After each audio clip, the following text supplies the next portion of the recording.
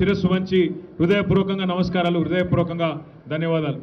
ముఖ్యంగా మా ఆడబిడ్డలు పెద్ద ఎత్తున ఈ ఎర్రటి ఎండలో కూడా వచ్చినందుకు మరి కేసీఆర్ గారికి మీ ఆశీర్వాదాన్ని ఇస్తున్నందుకు హృదయపూర్వకంగా మీ అందరికీ నా ధన్యవాదాలు తెలియజేస్తా ఉన్నా.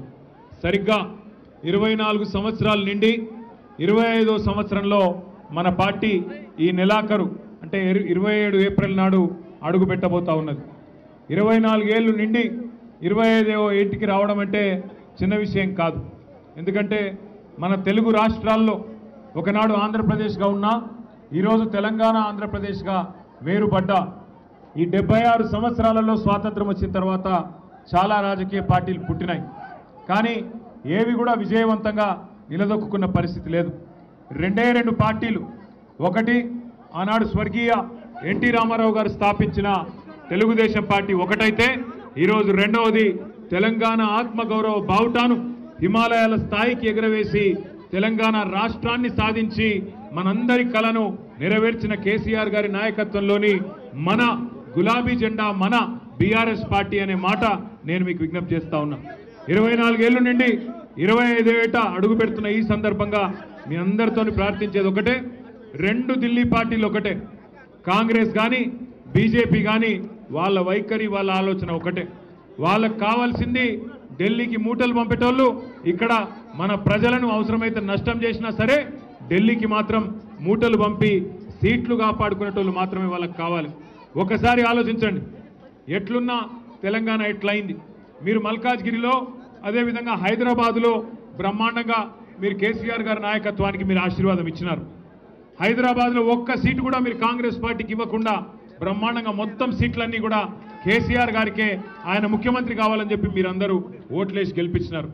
మనం 16 సీట్లు హైదరాబాద్లో గెలుచుకున్నా దురదృష్టవశాత్తు మరి జిల్లాలలో ఏదైతే వీళ్ళు అత్యాశ పెట్టినారో, కేసీఆర్ గారు ₹1,00,000 ఇస్తే నేను దాని మీదకి వెళ్ళి తులం బంగారం ఇస్తా అని, కేసీఆర్ 10,000 ఇస్తే నేను 15,000 ఇస్తానని, కేసీఆర్ 2,000 పెన్షన్ ఇస్తే నేను 4,000 పెన్షన్ ఇస్తానని ఏదైతే మాయ మాటలు చెప్పినారో ఆ మాయ మాటలకు ఇవాళ మోసం జరిగి ఇవాళ రాష్ట్రం మొత్తంలో అందరూ బాధపడతా ఉన్నారు.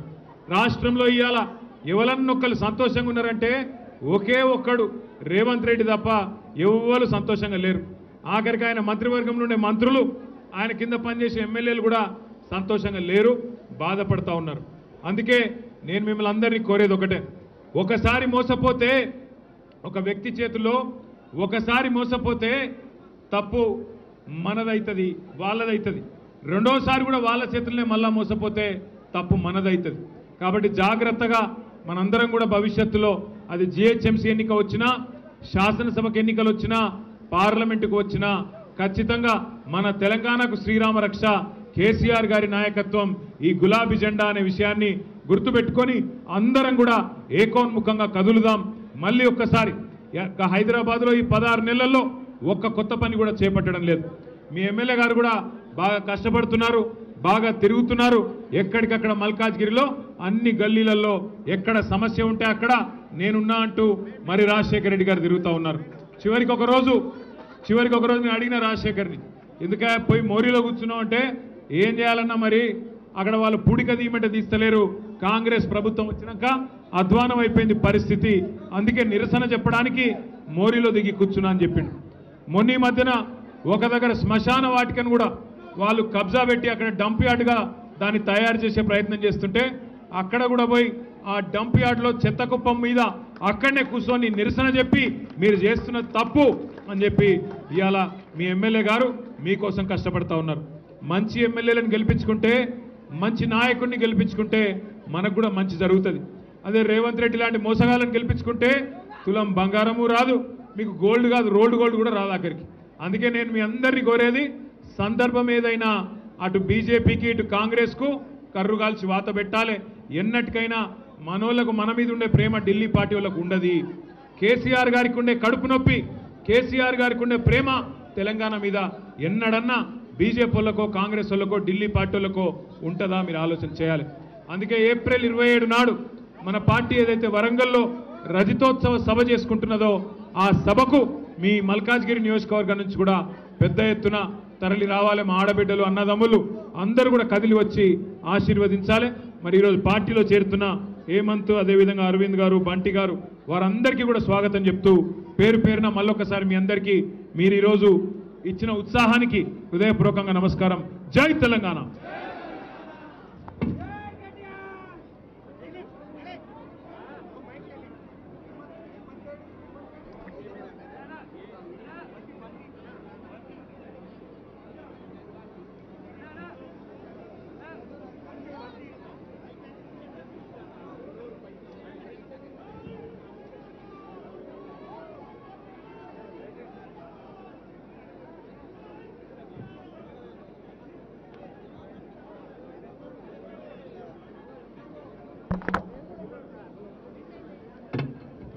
హలో, దయచేసి అరవింద్ అండ్ గ్రూప్ రావాల్సిందిగా, అలాగే బంటి, భూపాల్ సింగ్ మరియు వాసు బిల్డర్, మరి అలాగే బాలా మరియు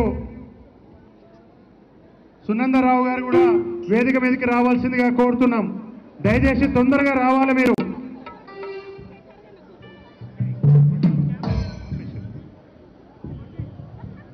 అరవింద్ గారు, బంటి గారు, భూపాల్ సింగ్ గారు, గోపాల్ సింగ్ గారు, వాసు బిల్డర్ గారు, బాలా, సునందరావు గారు దయచేసి వేదిక మీదకి తొందరగా మీరు రావాలి. కేసీఆర్ బాటలో కేటీఆర్ గారి అండదండలతోటి రాజన్న అడుగులో అడుగేసి కదిలి వస్తున్నటువంటి దయచేసి అక్కడ అరుణ్ తొందరగా పంపి స్వాగతం సుస్వాగతం. లేదు ఆ పిలు జగదీష్ అని పంపించిన రా గోపాలరావు. ఒక్క నిమిషం. బంటి స్వాగతం సుస్వాగతం. గ్రూప్ శ్యామ్ సుందర్, సతీష్ స్వాగతం సుస్వాగతం. నవీన్ గౌడ్, రమేష్, శ్రీనాథ్, జావీద్, అరవింద్ కూడా రావాల్సిందిగా కోరుతున్నాను. ఇంద్ర,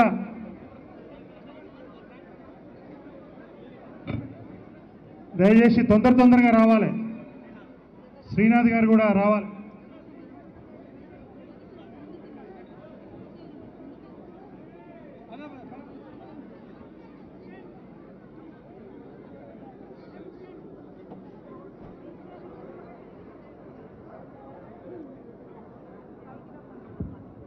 హలో,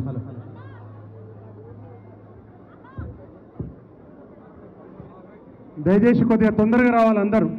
హేమంత్ అన్న కొద్దిగా ప్లేస్ ఇచ్చి వాళ్ళని పంపి, హేమంత్ భాయ్ వాళ్ళని ప్లేస్ ఇచ్చి పంపి తొందరగా.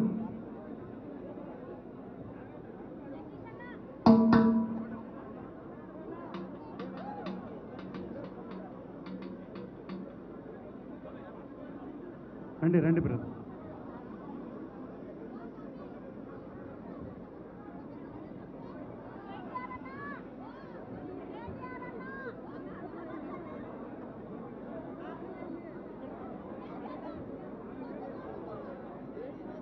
తమ్ముడు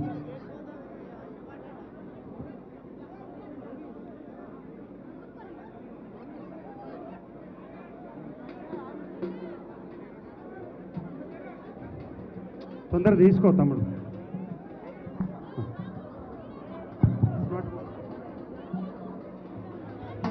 మన బాబు కేసీఆర్ గారు